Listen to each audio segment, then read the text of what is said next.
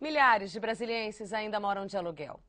E se o inquilino quiser modificar o imóvel, uma mini reforma, pintar as paredes, construir uma churrasqueira no terreno alugado, trocar o piso velho? Essas alterações podem ser descontadas no valor do aluguel? Como fazer isso? Este é o tema do quadro Direito do Cidadão de hoje. E para tirar as dúvidas dos telespectadores, eu recebo aqui no estúdio Miguel Setembrino, presidente do Sindicato da Habitação. Bom dia. Bom dia.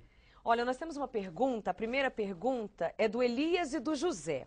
Eles querem saber sobre a divisão dos custos de obras feitas no imóvel alugado. Vamos ver. A minha dúvida é o seguinte, eu gostaria de saber se eu fizer uma reforma, tipo num banheiro do imóvel que eu aluguei, né? Eu tenho que pagar ao proprietário integral ou uma parte, ele arca com a parte ou com a outra parte? Se eu tinha direito de um desconto com a reforma da casa, que morei 5 anos e não tive o desconto, e reformei a casa. Quem paga a conta? Bom, antes de mais, é muito bem colocar todas as duas questões. Quem paga a conta, tudo depende inicialmente de um diálogo entre o locador e o locatário. Então, se o locatário quer fazer sem comunicar ao locador e que ele, então, vai se responsabilizar por toda a reforma, é dele. Mas, normalmente, o que ocorre é que, conversando com o locador, ou divide, ou o locador fica também com a responsabilidade, já que há uma melhoria no imóvel. Então, se há esse acréscimo de melhoria no imóvel, obviamente que o locador é que será o beneficiário. O que está, naquele momento, se beneficia também como locatário. Mas tudo depende desse entendimento, desse diálogo entre as duas partes. No caso de uma reforma que é por um problema na estrutura, por exemplo, infiltração, a gente está tendo uma época de chuva muito grande, apareceu uma infiltração no apartamento ou na casa. A pessoa liga para o proprietário e fala, olha, essa infiltração está danificando o meu guarda-roupa, por exemplo, está chovendo em cima da cama da minha filha. E o dono demora a aparecer. A pessoa ela pode fazer a reforma e depois cobrar do proprietário? Considerando que da forma como você colocou, se comunicou e a pessoa está demorando e ele não pode continuar com aquele vazamento dentro de casa, ele pode cobrar depois do proprietário. Olha, nós temos agora uma outra dúvida, que foi muitas perguntas, sobre fiador.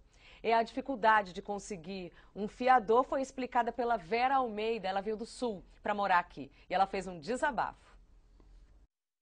Um questionamento bastante sério é essa questão do fiador aqui, né? A gente que vem de fora por exemplo, eu vim de Curitiba, então não tenho nenhum, tenho conhecidos, mas ninguém que se prontifique a ficar de fiador, né? Não, acho mais complicado isso.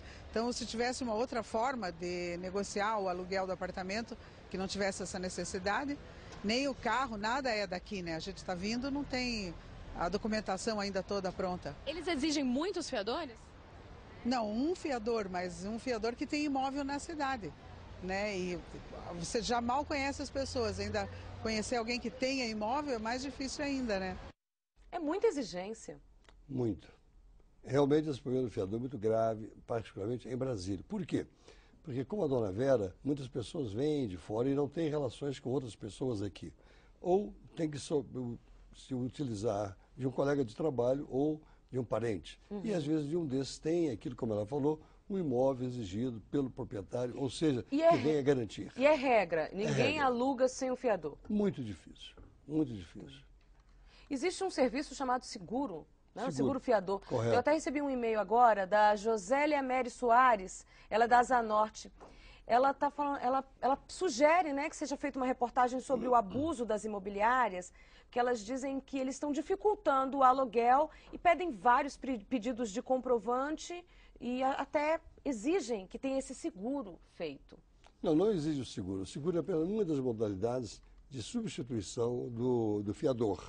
Não havendo fiador, então que haja alguma garantia, porque o proprietário quer que o locatário ofereça uma garantia. Então, não são dificuldades criadas pelos imobiliários, queria deixar claro.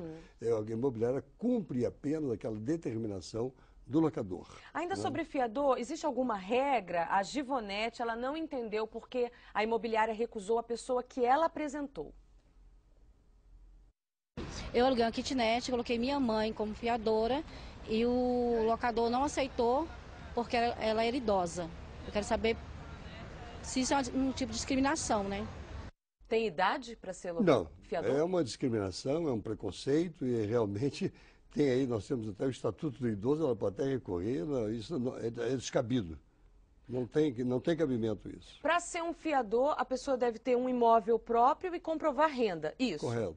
São essas as exigências. Ou, às vezes, nem precisa de imóvel próprio. Como no Brasil há pessoas realmente com empregos estáveis e bons salários, muitas vezes se põe de lado essa necessidade ou obrigatoriedade do imóvel.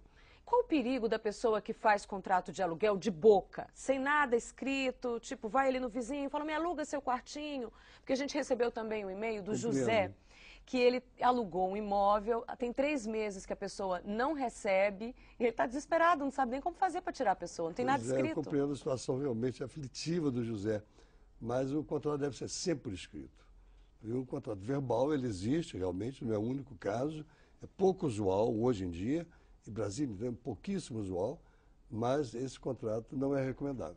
É sempre bom que ele seja realmente por escrito. E quando o inquilino atrasa, o telefone toca, é o do fiador. O Edmar, ele quer sair desse sufoco, olha só. Sim. Eu gostaria de saber o que eu devo fazer para poder sair de um contrato de fiador. Eu sou fiador de uma pessoa e gostaria de saber o que eu devo fazer para poder sair. O contrato está vigente, ele Está pode? Vigente. Não, é muito difícil. Muito difícil ele eximir-se dessa responsabilidade.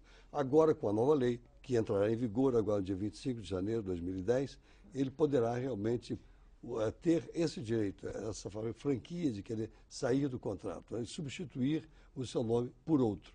Mas na atual legislação, não tem condição ainda. E uma última dúvida é, o ano está virando, muita gente vai ter também a sua prestação, né, do aluguel reajustada. E se a pessoa não teve reajuste salarial durante o ano, é possível negociar e comprovar para o dono do imóvel que ele não tem como pagar mais? É sempre possível e, na maioria das vezes, na imensa maioria das vezes, ocorre que não há nenhum aumento de aluguel e permanece sempre o mesmo.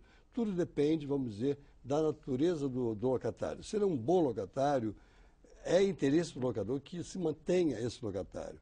Então, nem sempre há esse aumento como se prevê. E mesmo porque agora nós sabemos que houve apenas um aumento de 1,64 dos aluguéis, segundo dados da Fundação Getúlio Vargas, no dia 21 agora de dezembro. Ok. Muito obrigada pela sua presença e os esclarecimentos. Prazer foi meu. E se você tem alguma dúvida, escreva para o e-mail direito do cidadão, tudo junto, @redeglobo.com.br, que a gente responde.